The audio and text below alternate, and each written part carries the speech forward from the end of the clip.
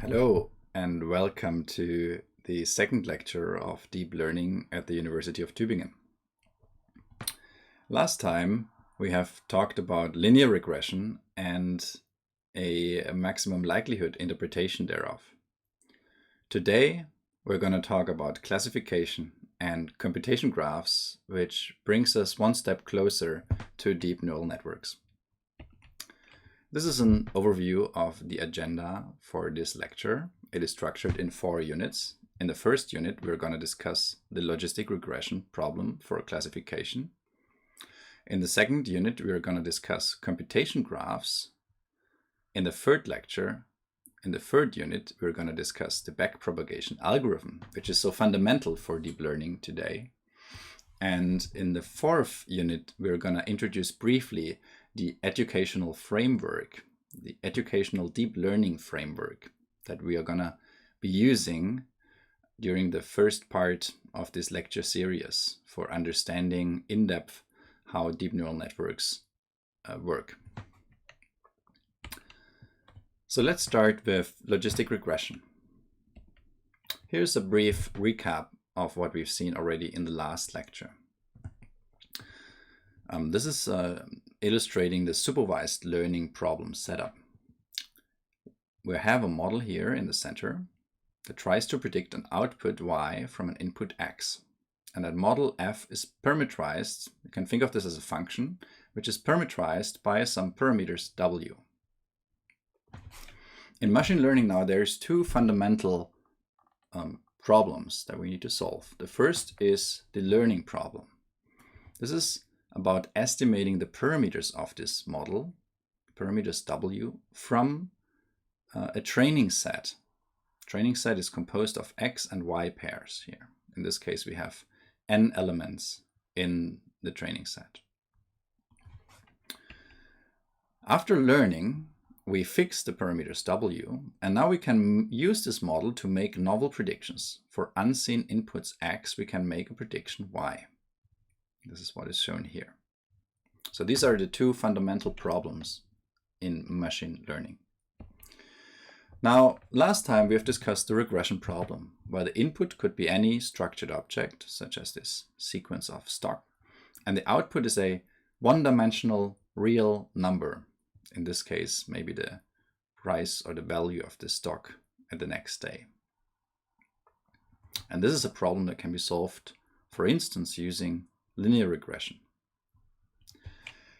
Now today we're going to consider the classification problem, which is slightly different. The input is again a structured object. It could be the time series that I've shown before, but in this case it's just an image. So that doesn't matter. It could be any object. And the output is a binary variable. It's binary because it has only 2 possibilities. It's just 2 different labels here. Right? It's not a multi-class classification problem, which we're going to discuss later in this lecture. It just has 2 possibilities. In this case, we're trying to classify if this image is depicting a beach or if it is not depicting a beach. Okay. So last time we already got to know the maximum likelihood estimator. And more precisely, the conditional maximum likelihood estimator, because we're conditioning on some input x. We're not just trying to model a distribution y, but we are trying to model a conditional distribution y given x. Now, what you can see here is the maximum log likelihood estimator. Right? We have the log of the product, which is the sum of the logarithm. However, the estimate that we obtain, the argmax, is the same as the maximum likelihood estimator would return as the logarithm is a monotonic function. Right? In practice, we prefer often to use this log likelihood estimator both for numerical reasons when implementing these algorithms, because this is resulting in more stable computation, but also for mathematical reasons and also for connections to, for instance, concepts in information theory. So we'll mostly use the log likelihood estimator from now, which returns the same. It doesn't return the same value, but it returns the same maximum, the same parameters w. And we denote the estimate as w hat, with this hat indicating that this is an estimate of the true parameters. So now what we want to do is we want to like to perform binary classification. So the output is out of this, the output can take only two possible discrete labels here, 0 or 1, to simplify. And the question is, how should we choose the model distribution in this case? Right? So probably the Gaussian is not a good choice, right? Because the Gaussian models a continuous distribution. So what is a good distribution for this case? Well, it is the Bernoulli distribution, of course, which models exactly this binary classification problem. So here we see the Bernoulli distribution here on the right-hand side. And we have as y hat here some prediction of some model, which we're going to discuss in a second. So this is just a real number that is predicted by some model. And then the y is the true label from our data set. So this is the y that goes into here, which is coming from the data set into this model distribution. And so what this does is basically picking either this term or picking this term. For instance, if y is 0, then this term here is 1. Right? So in this case, the first term here, y hat to the power of 0, becomes 1. So it disappears effectively. And we're choosing this as the prediction, 1 minus y hat.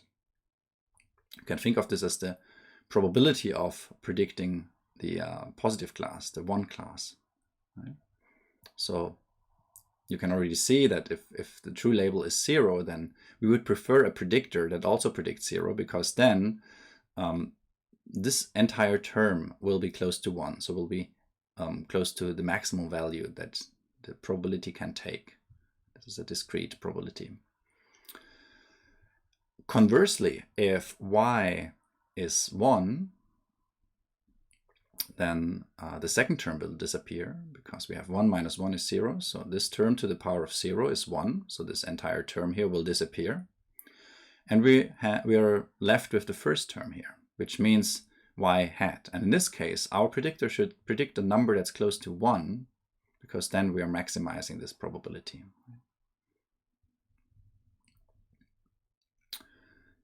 Okay, so the question now is, well, this y hat is some prediction that must depend somehow on the input x, right? This is our prediction. This is the probability that we want to assign to the class 1. And it must depend also on some trainable parameters w. So I denote this function here simply as f w of x. And we're going to use this y hat still several times on the following slides, just because it makes the entire formulas much simpler compared to directly sticking in this fw of x. Right? So you can already in your head try to remember that this y hat is the prediction of the model, and it, even though it's not explicitly indicated here, it depends on the parameters w and the input x. Right? So, in summary, we assume this Bernoulli distribution, where y hat is simply a shorthand for fwx of x, which doesn't include explicitly these parameters, but they are there, right? So this function this y hat depends on w and x. And now the question is, how should we choose it? How should we choose y hat or fw of x? Well, we're working with, this is a discrete distribution, p model, the model distribution is a discrete distribution because we have a discrete outcome here. So what we know is that fw must be within 0 and 1, right? It must be a proper probability. It cannot be negative, and it can also not be larger than 1. It's not a density, it's a discrete probability, so it can be maximally 1. It's not the case that one of the classes can have a higher probability than one, right? If one of the classes has probability 1, then the other class must have probability 0. Right, so how can we effectively implement this requirement? Well, what we can do is we can use what's often called a squashing function or a sigmoid function, right? So these are two terms for the same function. So we choose this f as the sigmoid function of a linear function. The sigma here is denoting a sigmoid function, that is this expression here on the bottom, 1 over 1 plus e minus x. And so we take the linear combination of the weights and x. This is like linear regression here. But then we do a nonlinear transformation to it. We push this through a nonlinear transformation, sigma, that is expressed like this. Now, why do we choose this form for sigma? Well, because this is a very special form. And I have plotted here on the right. This is the sigmoid function sigma. You can see that it passes through 0 at 0.5, and then it at a value of 5 or so, it very quickly decays at a value of asymptotes at a value of 1.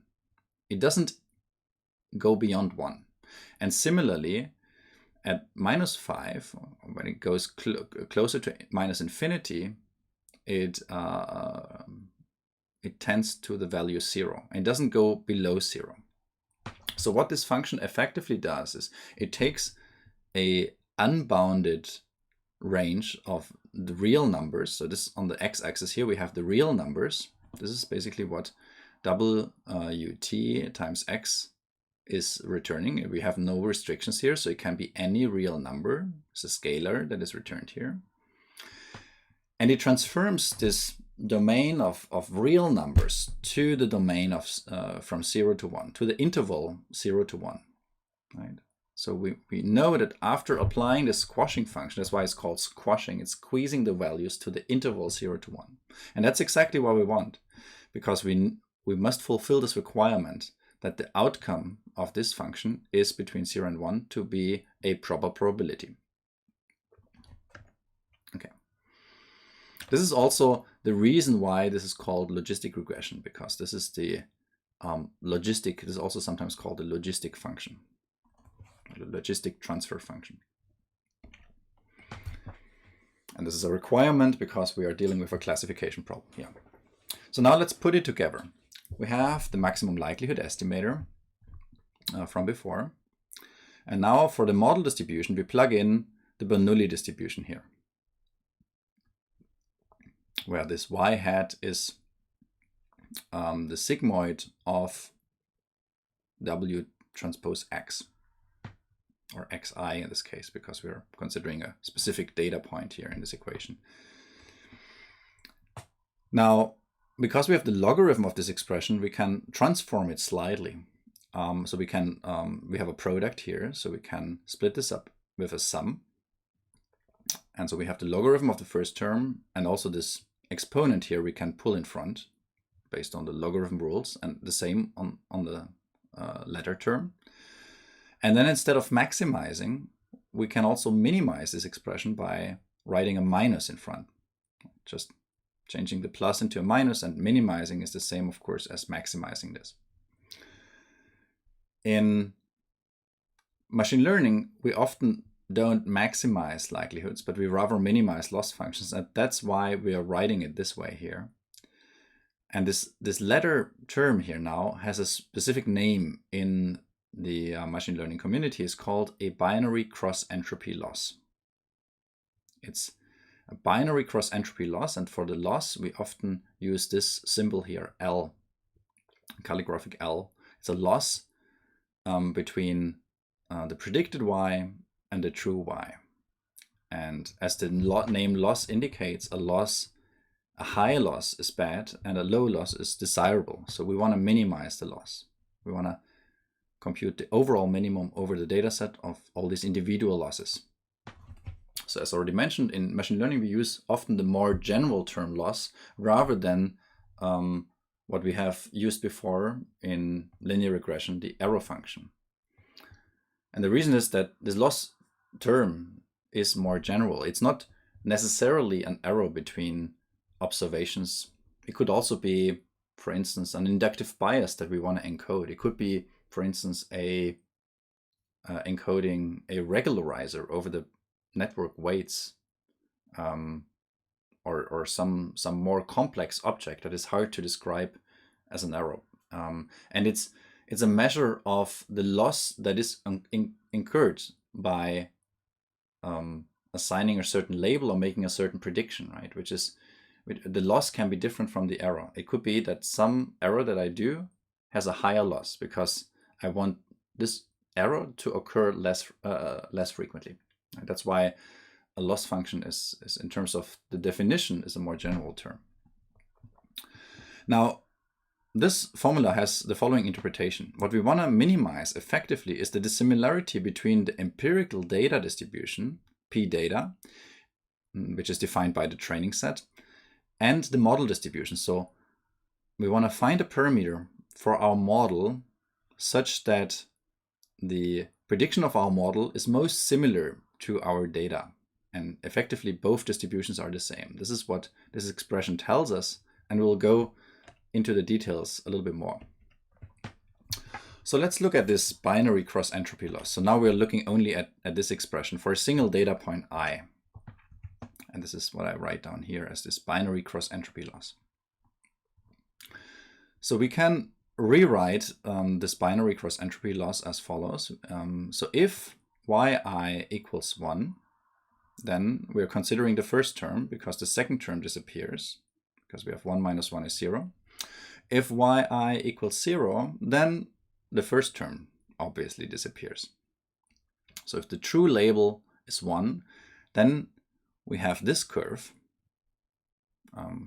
which depends on the predicted y. Otherwise, we have this curve. And I plotted here for you these two curves. So in the case that yi equals 1, we consider the blue curve. In the case that the true label is 0, we consider the red curve. And what we want is we want to minimize this curve. So when are these curves minimal? Well, for y equals 1, for this blue curve here, we obtain a small value if also the prediction y hat is close to 1. So if we are in this area. Conversely, we have a high loss if the prediction would be like close to 0 and the true label would be 1. And similarly, for the true label being 0, we want to minimize this loss so that the y hat, the predicted value, is also close to 0. Right? So this is very, very intuitive. Effectively, what this means is that this loss L is minimal if the predicted y is close or equal to the true y for that data point I.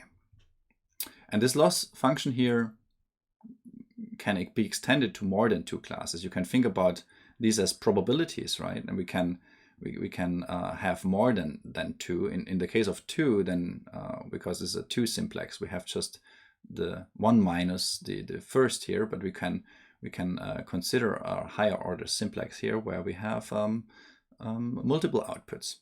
A discrete distribution, not over 2, but over multiple. So we'll talk about this in a later lecture. So let's look at this result a little bit more visually, and I found this on this Towards Data Science blog post here, which I found quite a nice illustration. It's a simple 1D example. We have on the x-axis our features. This is the input, 1D.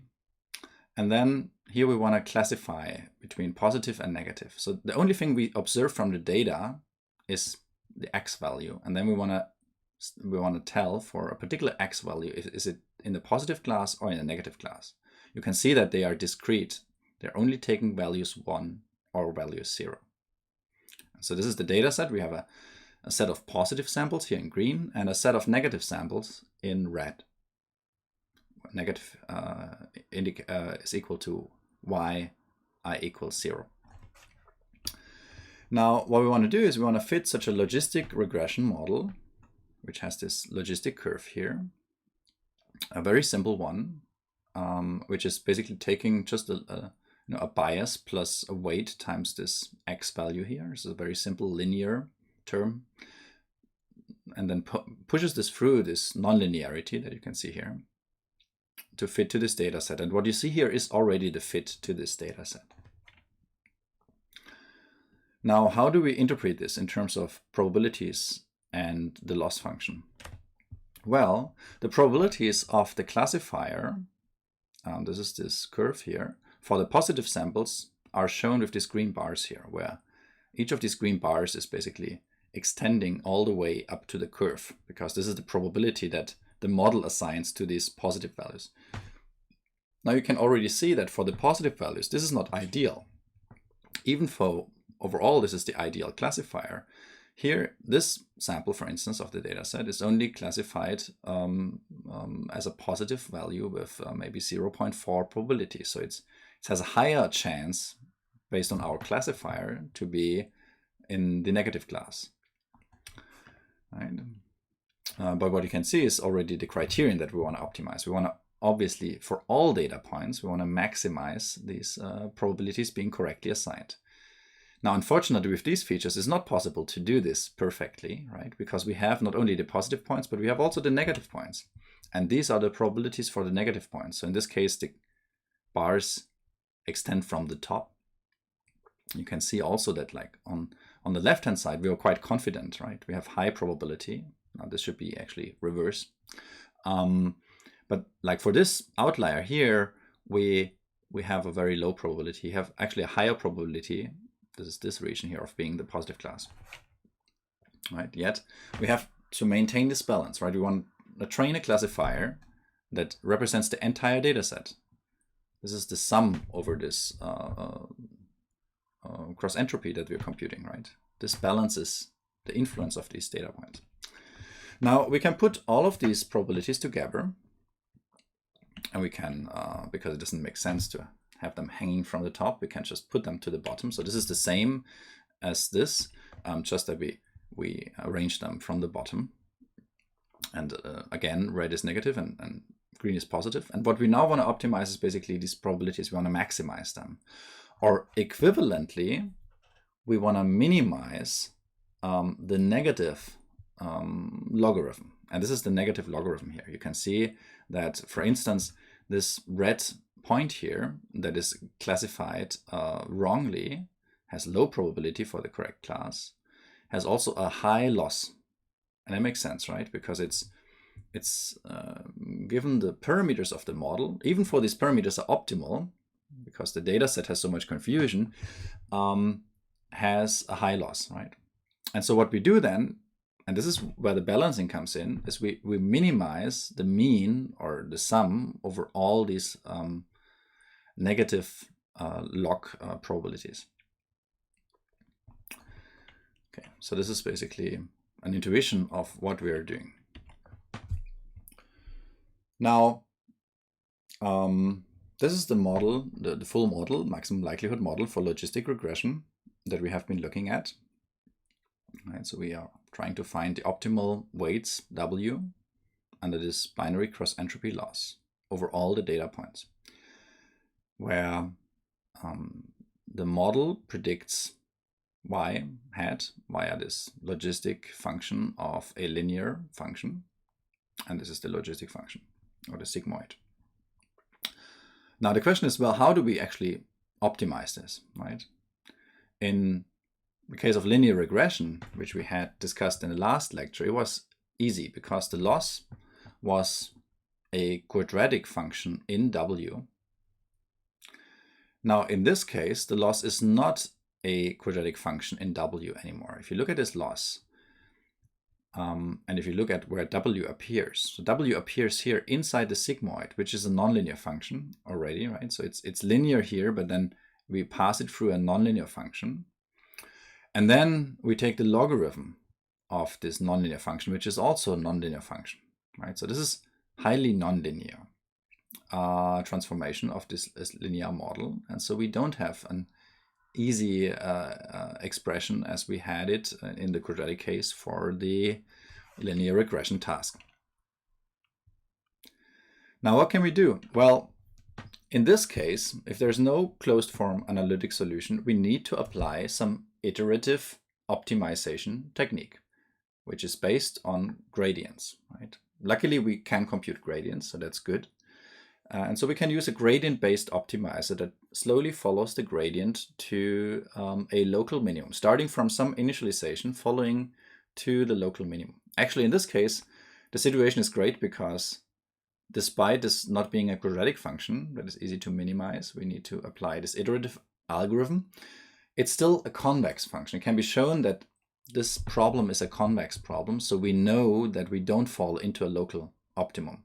If we apply a gradient-based optimizer, we end up with the global optimum. That's good, but we can't reach it in a single step or analytically. We need to apply an iterative gradient-based algorithm. And for all the gradient-based optimization algorithms where the gradient is needed, we need to compute this gradient, which is the here the nabla operator. This is simply saying we want to compute the gradient vector of this function with respect to w. What is nice is that in these machine learning problems, often the loss function is actually a one-dimensional quantity, right? This is also the case here. This is a one-dimensional quantity, which means this is not a Jacobian, it's not a matrix, but it's just a vector. It's just a one-dimensional quantity, which for which we compute a derivative with respect to a number of weights. In this case, as many weights as we have here in our model. So this is a vector. And the nice thing about this particular objective function is that despite in the first step the gradient looks quite complex, it simplifies a lot when you do the analytical derivation. And this is the final form of the gradient of the binary cross entropy loss of this logistic regression model. And so it's it has a very simple form. Y hat, the predicted y, minus the true y times x. Good. And now, since we are able to compute this gradient analytically, we can apply it inside a iterative gradient-based optimizer, which tries to go stepwise towards the optimum. So the simplest optimizer that we can use, and one that's actually used nowadays heavily, even for it's so simple in deep learning, is called gradient descent. Well, it's a variant of gradient descent that's used, but in this case, we're using gradient descent. So what we do is we pick a step size, eta, and a tolerance value, epsilon, and then we need to initialize the weights that we optimize and call them W0. Here, this is the upper index is the time or the iteration index. And then we repeat until this vector v is smaller than some epsilon. We iterate a procedure that computes the gradient, right? So this is basically this vector v is the gradient of this function, which is basically this is over the entire data set. So this is the boldface y and the boldface y hat. And here on the right-hand side, this is the loss, the cross-entropy loss per data point that we've seen before. Because the gradient operator is linear, it's a linear operator, we can pull it through the sum over the data points, right? So what we need to do effectively is we need to compute the sum over the loss, right? So when we compute the gradient, so we can pull this gradient inside the sum. That's what has happened here. So this is the gradient of the loss function over the entire data set. And then we optimize this until this gradient becomes small, until we converge to an extreme value of this function. You can see such a function in terms of this iso surfaces.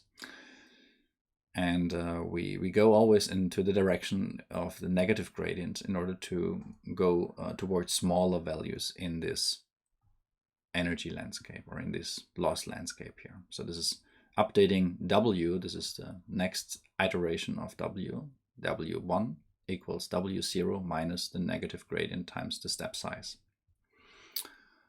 Now, this brings you closer to the optimum. But there's several variants that work a little bit better. So one is line search, where This is actually the green curve here, where you go into the direction of the gradient, but you search for the smallest value. So this is here at this point is the smallest value because it increases in both directions. Then you stop here, and then you go in this direction, and go in this direction, etc. So if you can evaluate the function efficiently, then this is a good thing to do.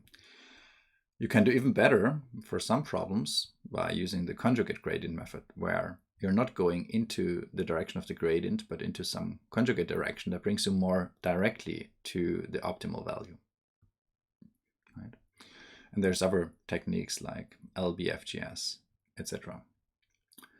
But what is common to all these techniques is that they require the gradient. And this is what we have analytically derived for this problem here. Okay. So now let's look at some results of logistic regression fits using this iterative gradient-based optimizer. So this is a 2D example. Here you can see the formula at the bottom. We have the function fw is now based on two inputs, x1 and x2 is a two-dimensional domain. And we have a logistic that's based on a linear combination of those plus some bias term w0. Always when I'm writing boldface x, then I'm referring to a vector of x's, and typically I include the bias vector, the bias value there as well. So this means that if I write a boldface, then the first element is always a 1, and then the other elements are x1, x2, etc. So that we come up with this expression. Here now, for this simple two-dimensional case, I made it explicit.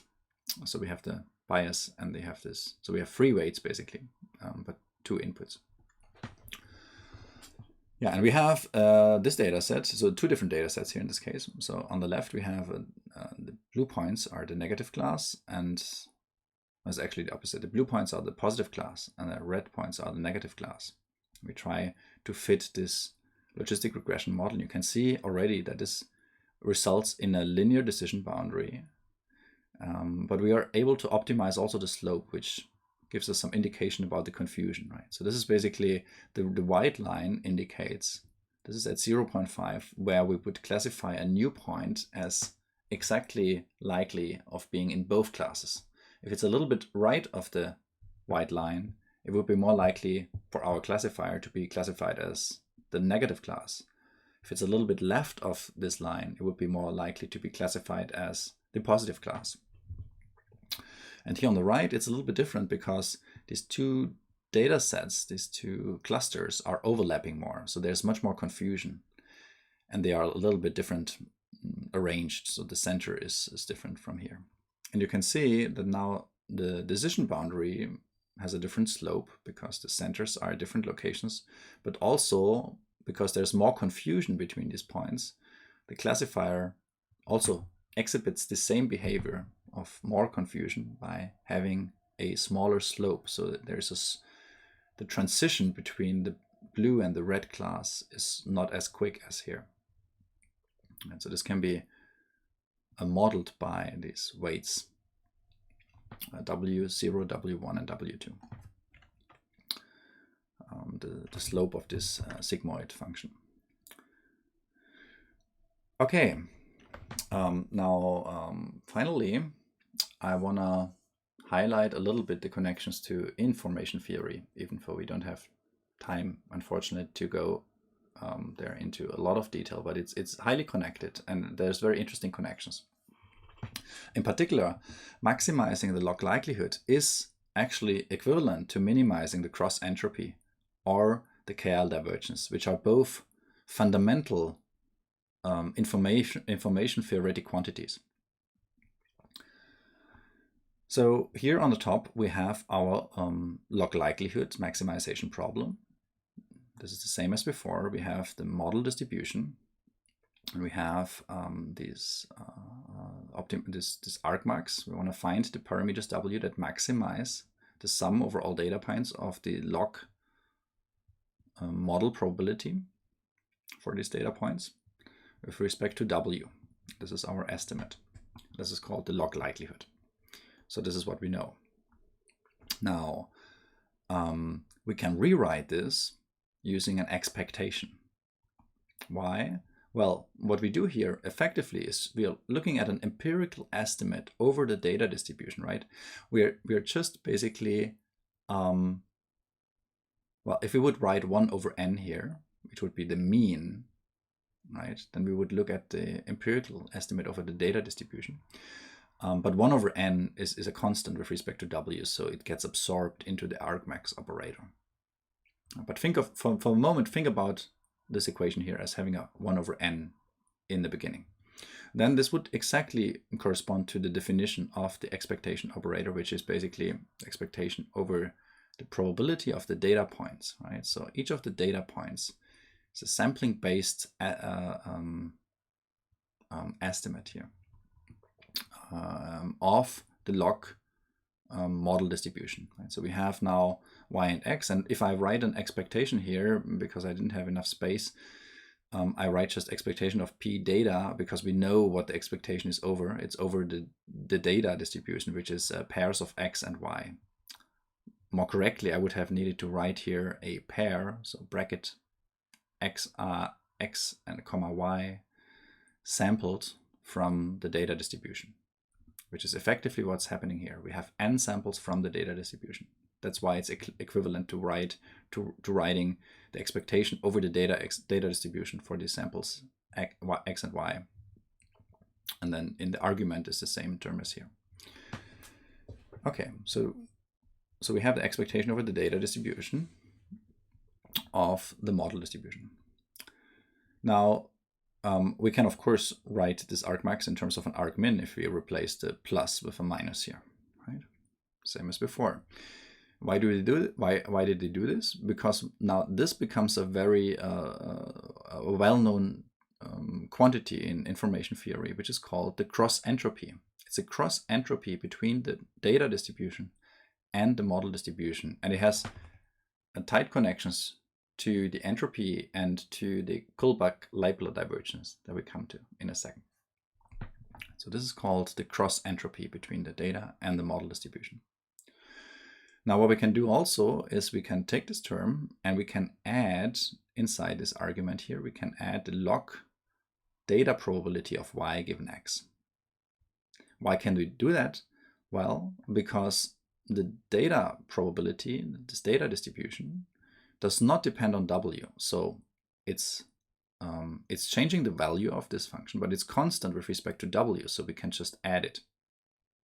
It doesn't change the minimizer of this expression. So it is correct to write this. Now, what we have here is the last term together with this expectation. So if we would basically factor this in, it's also a linear operator, is the cross entropy. And the first term is simply the entropy of the data distribution. Right? So we see that we have, effectively we have, so minus this times the expectation is the cross entropy. And here we have the entropy. So it means that we have the cross entropy minus the entropy. And this, in information theoretic terms, is called the Kullback-Leibler divergence, which you might have heard from other lectures before. And the Kullback-Leibler divergence is a divergence. So it's a measure, it's one of many divergences, but it's a measure, divergence is a measure of the similarity of two distributions. And that's what we referred to already earlier in this unit. So what we try to minimize, and this is a nice intuition here, by computing the maximum likelihood estimate of the parameters, what we try to minimize is the distance between two distributions, more precisely between the data distribution given by the data set, the empirical data distribution, and the distribution of our model given its parameters w. Right, so here's an example. Let's assume the green one would be the data distribution and the red one would be the model distribution, in this case a Gaussian for real values, so this is not classification. Then we want to make them as similar as possible, right? So the KL divergence of this situation here would be quite large because the overlap is small, and the KL divergence of this situation would be small. And this is what we want to achieve. We want our model to represent the data well. We want to adjust the parameters of our model such that it fits the data set well.